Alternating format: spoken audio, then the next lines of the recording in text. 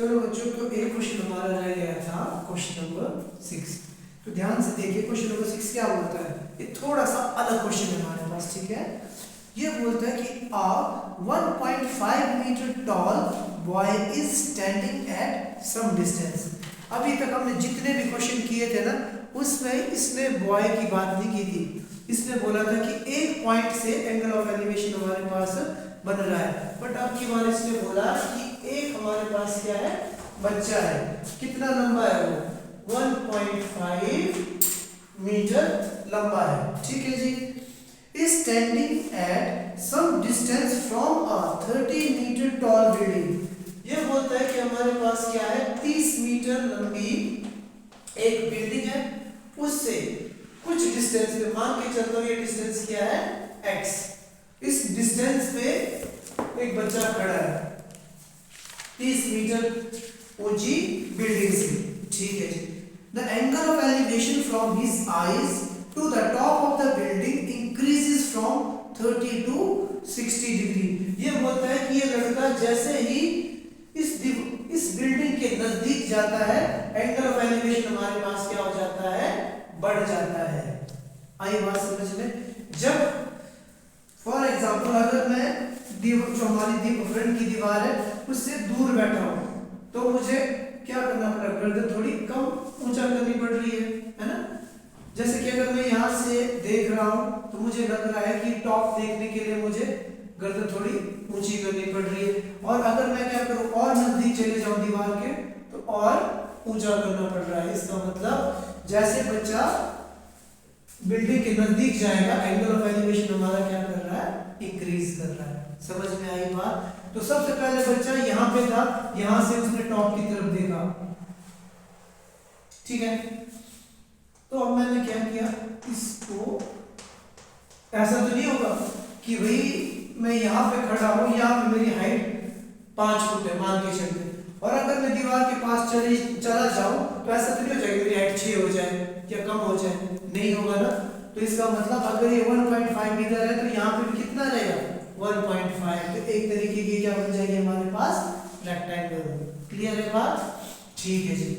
तो अब ये बोलता है कि ये वाला एंगल कितना था मेरे पास, 30 डिग्री। अब मैंने क्या किया, उस लड़के ने क्या किया, वो दीवार जो हमारी बिल्डिंग थी उसके और नजदीक आ गया, तो उसका एंगल ऑफ एलिवेशन कितना बढ़ गया, 30 की जगह कितना हो गया, वो 60 डिग्री। आई बात समझ में? अब देखना, और उसके बाद इसने क्या बोला, find the distance he walked towards the building. पहले लड़का इधर खड़ा था ना, अब इधर से वो कहां पहुंच गया, इधर पहुंच गया। समझ में आई बात?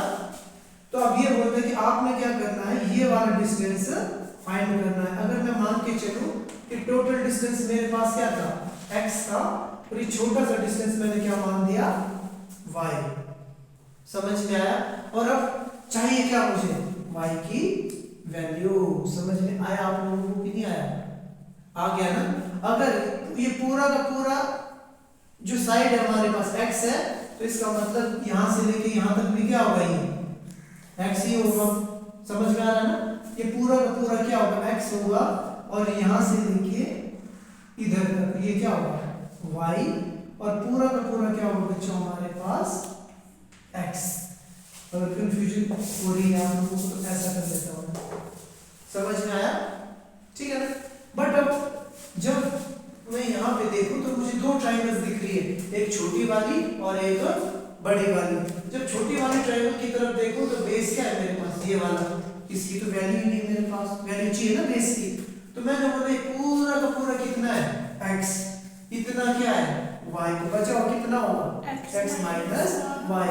जैसे मैं एग्जांपल दे देते ना कि भाई मेरे पास 100 रुपए थे, ठीक है जी, मैंने किसको दे दिया, दिव्यांशी को दे दिया अब 50 रुपए। अब मेरे पास कितने बचे, 50 ही बचे ना, 100 माइनस 50। तो इसका मतलब ये वाला डिस्टेंस कितना होगा हमारे पास, x माइनस y। इतना समझ में आया आप लोगों को कि नहीं आया?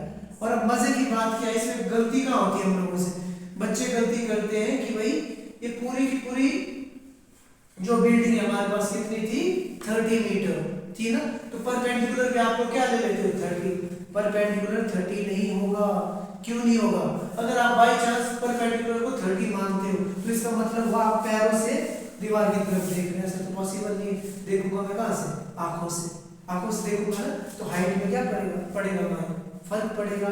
तो इसका मतलब अब हम जो हमारे पास परपेंडिकुलर है वो किसके बराबर होगा? 30 minus 1.5 which is equal to I think 28.5 metre. आई बात समझ में कि नहीं आई आप लोगों को? बस इतना समझना था हम लोगों ने कहा, बाकी हमारा काम हो गया। ठीक है, ये पूरा का पूरा डिस्टेंस हमारे पास कितना था बच्चों? 30 मीटर। ठीक है ना, बट हम किसकी बात कर रहे हैं? इतने छोटे से डिस्टेंस की। वो कितना है? 28.5। एक बार क्रॉस चेक भी कर देना, ऐड करके 30 आ रहा है कि नहीं आ रहा है। ठीक है जी, अब समझ में आया ना हमें निकालना क्या है? ये वाला डिस्टेंस। ठीक है, अब मैंने क्या किया, अपनी मर्जी से ट्रायंगल का नाम दे देता हूँ A B C D। पता लगा कि दोबारा बताओ डायग्राम? पता लगा सबको? आप दोनों को पता लगा ना? ठीक है, तो अब हम क्या करेंगे, जो चीजें हमें दी है, हमें दी है हाइट ऑफ बॉय। बच्चे की हाइट कितनी थी? 1.5 मीटर। उसके बाद हाइट ऑफ बिल्डिंग, बिल्डिंग की हाइट कितनी थी जी हमारे पास? 30 मीटर। ठीक है जी, और उसके बाद क्या थे हमारे पास? Angles of elevation, angles of elevation क्या था हमारे पास? 30 डिग्री एंड 60 डिग्री। ठीक है ना, ये सबसे अलग क्वेश्चन है। तो हमने जितने भी क्वेश्चंस किए उन क्वेश्चंस में हमारे पास पॉइंट से एंगल ऑफ एलिवेशन बन रहा था, और ये इकलौता क्वेश्चन है हमारे पास जिसमें जो एंगल बन रहा है हमारे पास बच्चे से बन रहा है, बच्चों की आंखों से बन रहा है। ठीक है ना, इसने मेंशन कर दिया कि बच्चा कितना ऊंचा है। इससे पहले किसी भी क्वेश्चन में मेंशन नहीं किया था। ठीक है ना, 1.5। क्लियर है बात? इस चीज को ख्याल रखना, ये इंपॉर्टेंट क्वेश्चन है हमारे पास, अलग सा है बस। तो उसके बाद एंगल्स भी लिख दिए हमने। अब हम सीधा चलते हैं according to the question. So we will write that, मैं बोलता हूँ BD, distance between a boy and a building is x metre. ठीक है जी, और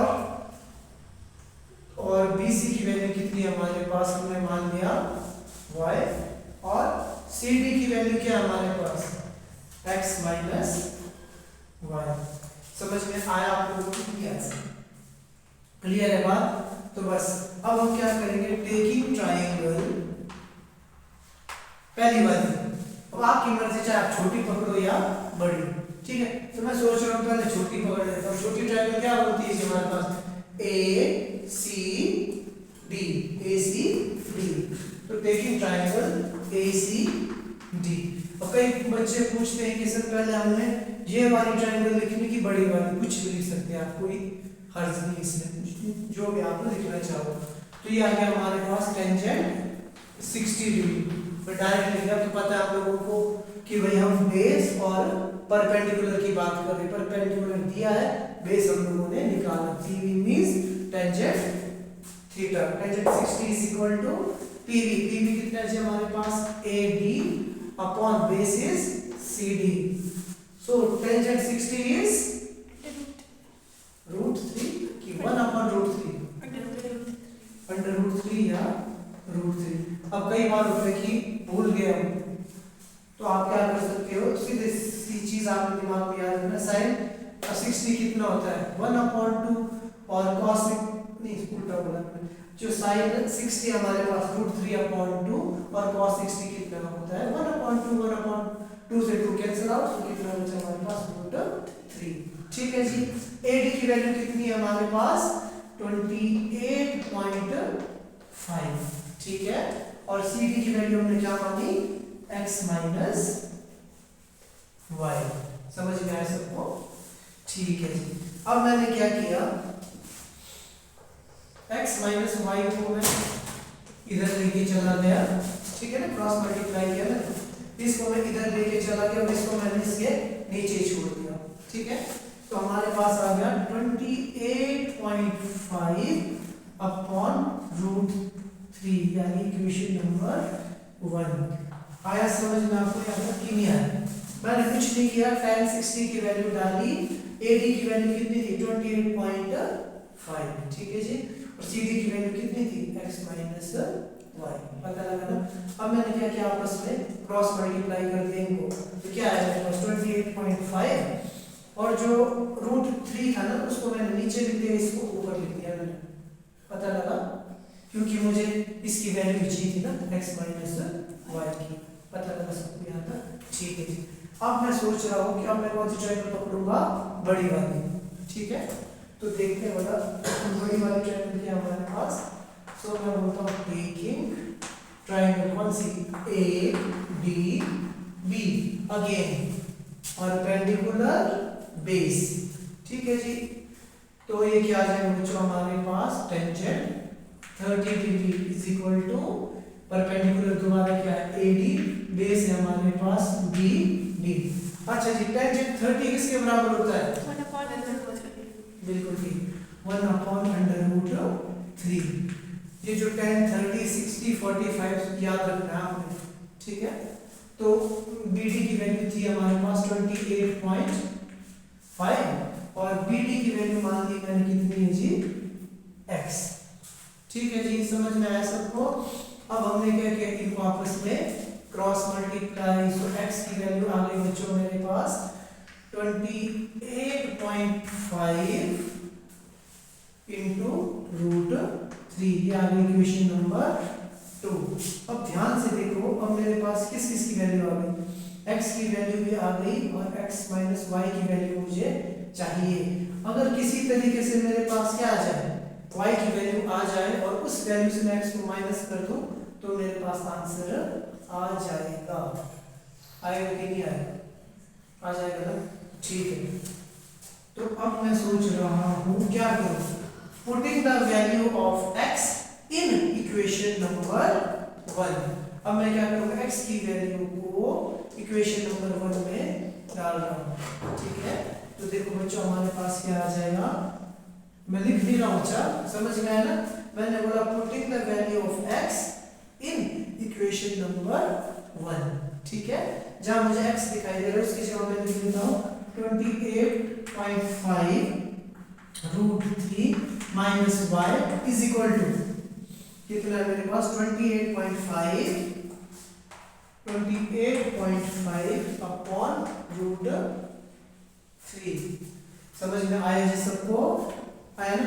अब मैं y को क्या करता हूँ, इधर ले जाता हूँ, इसको उधर ले जा रहा हूँ, ठीक है। तो हमारे पास आ गया 28.5 √3 minus 28.5 upon √3 is equal to y। समझ में आया कि नहीं आया आप लोगों को, यहाँ तक आया, थोड़ा थोड़ा पता लगा ना। कुछ नहीं किया मैंने, y को मैं दूसरी तरफ लेके चला गया, इसको इधर, पॉजिटिव था तो नेगेटिव हो गया, नेगेटिव था तो पॉजिटिव। अब थोड़ा सा हम स्मार्ट वर्क करेंगे, 28.5 इधर भी दिखाई दे रहा है मुझे, इधर भी दिखाई दे रहा है, तो मैं क्या कर सकता हूँ, इसको कॉमन, अगर कॉमन नहीं भी लेना है तो कोई दिक्कत नहीं, हम क्या करेंगे, अगर मैं इन दोनों का एलसीएम लूं तो क्या आएगा √3। हमने पढ़ा है कि जब कभी भी अपॉन में 1 और कोई नंबर होता है वो क्या करते थे आपस में, सीधा ही क्रॉस मल्टीप्लाई। तो कितना आ गया देखो, √3 मल्टीप्लाई बाय √3 इज 3। तो हमारे पास आंसर आ गया 28.5 मल्टीप्लाई बाय 3 माइनस ऊपर कितना आ जाएगा 28.5 इज इक्वल टू y। समझ में आया कि नहीं आया, पता लगा सबको, अच्छा जी। अब मैं क्या करूंगा, इसको 3 से मल्टीप्लाई करूं, 5 3 15 8 3 24, तो 5 हो गया, 2 कैरी, 3 2 6 8। आया समझ में कि नहीं आया, आ गया। अब इसमें से क्या माइनस करूंगा मैं, 28.5 अपॉन √3, ठीक है। तो फाइनली हमारे पास y की वैल्यू कितनी आ गई, 5 से 5 कैंसिल हो गया, 15 में 8 माइनस करो तो कितना आएगा? आई थिंक 7 आना चाहिए, और 7 में 2 माइनस किया तो कितना आ गया? 57 मीटर। तो y की वैल्यू कितनी आ गई बच्चों हमारे पास? 57 मीटर। ठीक है, अच्छा जी, तो हमारे पास आंसर क्या था? 57 अपॉन √3, तो मैं भूल गया, अपॉन में क्या था हमारे पास? √3। ठीक है ना, अपॉन भूल गया था। तो आंसर क्या है हमारे पास? 57 अपॉन √3। वैसे ही हमारा सॉल्व करना चाहो तो क्या हो जाएगा हमारे पास? देखो √3 से ऊपर मल्टीप्लाई √3 से नीचे, तो कितना आ गया आंसर? देखो 57 √3 अपॉन 3। ठीक है, 3 × 3 9। अच्छा जी, तो हमारा आंसर क्या आया था? 57 अपॉन में क्या था? √3। ठीक है, √3 में लिखना भूल गया। ठीक है, वैसे तो हमारा आंसर यहाँ तक, यहीं तक भी करें तो लगभग ठीक है, बट अपॉन में हम कभी भी अंडर रूट को नहीं छोड़ते। ठीक है, तो हम क्या करेंगे? √3 से ऊपर की मल्टीप्लाई √3 से नीचे की, तो मैंने इसको क्या कर दिया? रैशनलाइज कर दिया। √3 मल्टीप्लाई बाय √3 इज 3। ठीक है, तो we will left with 57 √3 upon 3। Answer is, यहाँ पे लिखा final answer is 19 √3। So that is your answer. तो भाई जो बच्चा था हमारे पास, यहाँ से लेके यहाँ तक कितना चला? 19 √3। So that is your final answer.